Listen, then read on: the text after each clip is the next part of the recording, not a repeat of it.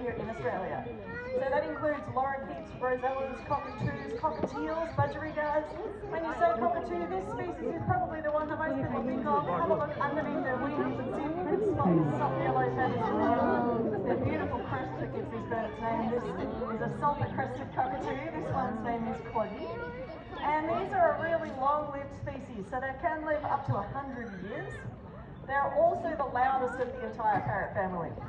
So just to put it into perspective, a jet engine can register at about 140 decibels, and a single cockatoo can reach 135 decibels. And parrots need really large territories with massive old-growth trees for their nesting hollows. It takes about 150 or 200 years for trees to grow naturally big enough to form tree hollows that parrots of that size need to nest in. So you can imagine two parents and the chicks in a nest needs to be a pretty large structure, and those trees can be destroyed in a matter of minutes. These are red-tailed black cockatoos. We have a male over here on this side, who's glossy black with red in his tail. The females here, they look a little bit different. Well done. So the females have got little yellow speckles, welcome to the show, across their head and their body. And if you have a look at the tail feathers in the female, they're a different colour to the male as well. That colour blends down from yellow into orange. They have those beautiful stripes across them. They're an absolutely stunning bird. They do live in fairly small flocks. They love chatting to each other all the time. And they have a really cruisy method of flight. So that slow beating of the wings, it's pretty distinctive, so it's a good way to identify these birds. There are 5 different species of black cockatoo around Australia. So in this local area, you may be more likely to see the yellow-tailed black cockatoos. Those red-tailed black cockatoos are an endangered species in Victoria.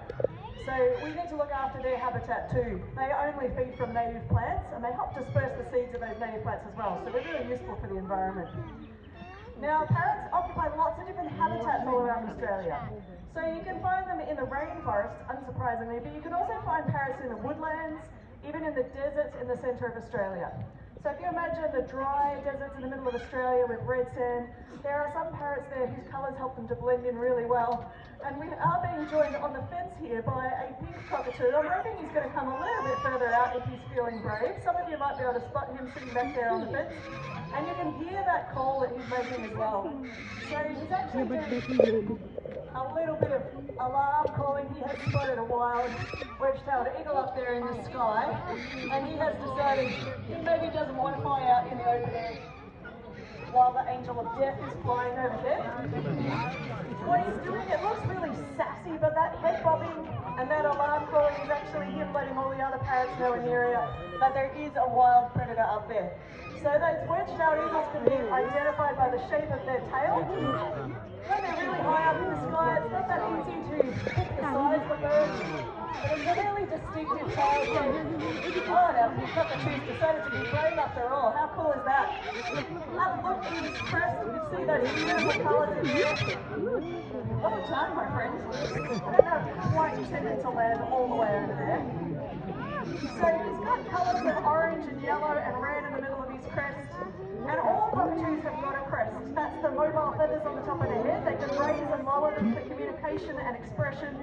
And it's a really good way for them to communicate to other birds across long distances. Some birds forage up in the trees. There are other birds that also come down and forage on the ground. And the pink cockatoos will often spend time on the ground, turning over bark and leaves, looking for food.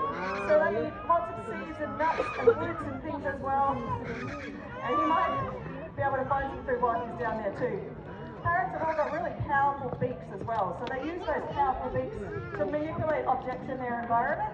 And they can use them to crack open nuts and seeds and strip bark and branches looking for their food as well. Well done. They can also use their beak to help them climb around. So many animals we think of as being either bipedal or quadrupedal. They get around on either 2 legs or 4 legs. Parrots actually get around in a tripedal locomotion. So they don't have 3 legs, but they alternate. Try this one, buddy. I don't think you've been to this one. Want to have a go? They alternate their feet and their beak as they're climbing. And so that means that they can move around in their environment, equally distributing their weight on their beak and their feet, which is pretty unusual. So our pink cockatoos bravely come out here in the middle of the lawn. I'm going to let him finish his peanut there and then make his way back home. We'll see where we're at. Does it look like the eagles have moved on? Well done, my friend. That was amazing. That was pretty impressive. eagles flying right up above. Those eagles are Australia's largest raptor, Australia's largest bird of prey. And they are our top hunter. So I didn't even see the eagles on. I didn't get the eagles on camera. But eagles will pretty much hunt anything they can overpower, which includes other birds from time to time. So to have the birds coming out while those eagles are around is pretty good, and we always give our birds the choice to make their way out. So it's totally up to them whether they come out or not, particularly while those eagles are around. So the next bird I'm hoping, keep our fingers crossed, that he's happy enough to come out as well with those eagles being around. All our birds will have seen them well before us, so they definitely know they're around. But the next bird hopefully will make his way out. We want to talk a little bit about the training that we do here at Zoos Victoria. Animal training is actually a really important part of our job, and we do train animals for all sorts of different reasons. It could be things like presentations like this one here. One of the other reasons why we train our birds and other animals is to allow them to participate in their own health care.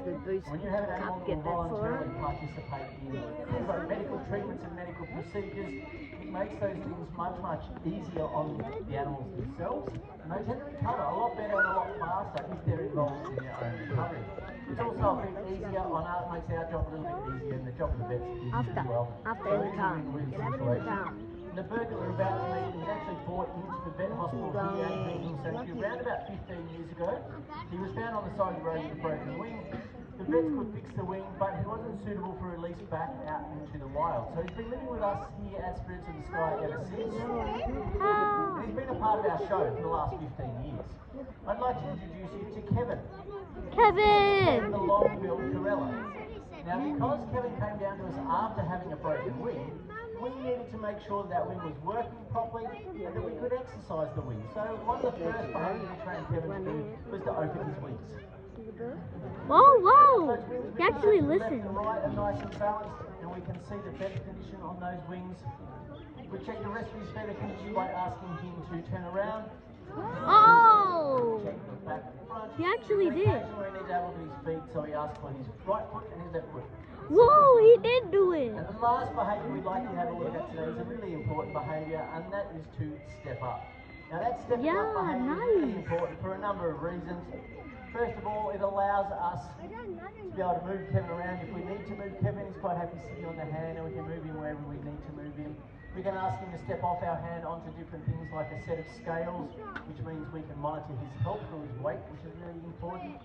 But one of the most important things about that behaviour is the fact that it's a behaviour that we know Kevin can do, and he will do it most of the time, possibly 90-95% of the time.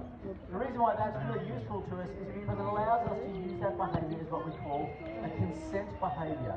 Now, whenever we're working with our birds or any other animals that we're working with here at Zoos Victoria, we never force them into working with us. We always ask them if they're ready to come to work.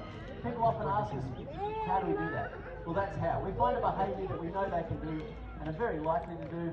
We ask them for that behaviour, and it's their choice to say yes or no. So if I was to ask Kevin to step up onto my hand, and he chose not to, he's telling me one really simple thing. He's just telling me that, no, I'm not ready to go to work. Not interested in participating in whatever it is you're asking me to do. Now, we never know the exact reason behind that. We don't care what the reason is. We just know that they're not ready to participate. So we come back a little bit later and we try a little bit later on until they say yes. So it's totally up to them when they work with us. We never force them to work. Now, it's a really handy tool for our birds to have. It's also pretty useful for us as trainers. There's no point us trying to force them into doing anything. We're not going to get very far. So we wait for them to choose to work with us. That's the first stage of the two-way communication that we have between our animals and our trainers. Now, Kevin's done a great job. How about a big round of applause for Kevin? Whoa, nice, Kevin. Bye-bye, Kevin. Thank you. Have a nice day, Kevin. Training for healthcare, that's just the tip of the iceberg. We train a whole host of other behaviours right across Victoria that allow our animals to voluntarily participate in their day-to-day healthcare, which allows us to improve the welfare of all of those animals. Now, we've had a good look at a few of our cockatoo species. The corella there, they're even a member of the cockatoo family as well. Like most parrot species, generally they feed on fruits, nuts and seeds. But we do want to have a nice close look at some of our predatory birds as well. In fact, we like to have a nice close look at specialised birds of prey that we call raptors. Well, that's what you get for being silly. Have a few distinct Right. features. They all have a hooked meat-tearing beak. They have sharp claws on their toes we call talons. And very powerful feet. Yo, what's up, birdie? Prey. Let me go get a zoom in. That's fine. Breasted buzzard. You might have noticed when she flew out, she had them big broad wings. Hello, flying eagle. That's an adaptation to very energy efficient flying. They can glide and soar around quite effortlessly without using up too much energy. But you can see while Beatrice, the black-breasted buzzard, is Jason, out get here, back. she's also very comfortable and very coordinated on the ground. There's a good reason for that as well. These birds are one of the very few raptors in Australia that actually do some of their hunting while they're on the ground. These birds are really well known as nest robbers, and they steal the eggs and chicks of other birds. That doesn't stop with the small tree nesting birds. They're also happy hunting the eggs and chicks of large ground nesting birds, including, you missed this one here, sweetie, including our largest bird of all, the emu. Now hopefully you've seen the emus today and you worked out that emus are really big birds. Because they're really big birds, they lay really big eggs, too big for her to be able to pick up in any way. So these birds have developed a really special behaviour to get into those eggs, and Beatrice is going to show us how to do that. I just happen to have an emu egg in my pocket. As I said, too big for her to pick up. If you keep your eyes on Beatrice today, she's going to show you exactly how they go about breaking those eggs. So she picked up that rock, she's going to line that egg up and line it up and bang. How cool is that? That's one of the coolest natural behaviours you'll see. Now quite often people see that behaviour. That's one heck of an intelligent To the eagle. sky, and they think, well, that's obviously a trick that they taught that bird. It's not a trick. We didn't teach her how to do it. In fact, she never learned how to do that from her parents. She just knew how to do it. That bird is wrong. Yeah. Just know how to break open English. Very first time they ever see one, they know exactly what to do. They find a rock and they start throwing it down on top of that. It's what we call instinctive or innate behaviour. It's quite amazing simply because of that. We're really lucky having black-breasted buzzards in Australia. Black-breasted buzzards are another species that spends a lot of time feeding on the ground. There are other birds that spend most of their lives at the very top of the tree canopy and hardly ever come down to the ground. We're going to be meeting a bird next that comes from tropical far north Queensland and some of the larger islands around the Pacific. This is an eclectus parrot. His name is Les, and as he gets nice and close to you, you'll notice that he's predominantly green, bright green feathers. It just flew right past me. And underneath his wings, right down his spine, Mister's going in circles. of course, with that bright orange beak as well. And these colours blend in really well. This guy is insanely hyper. This pattern of coloration means that these birds can actually hide from predators looking at them from up above. Because from the top down, especially if his wings are folded, it is quite tricky to spot him in amongst the leaves.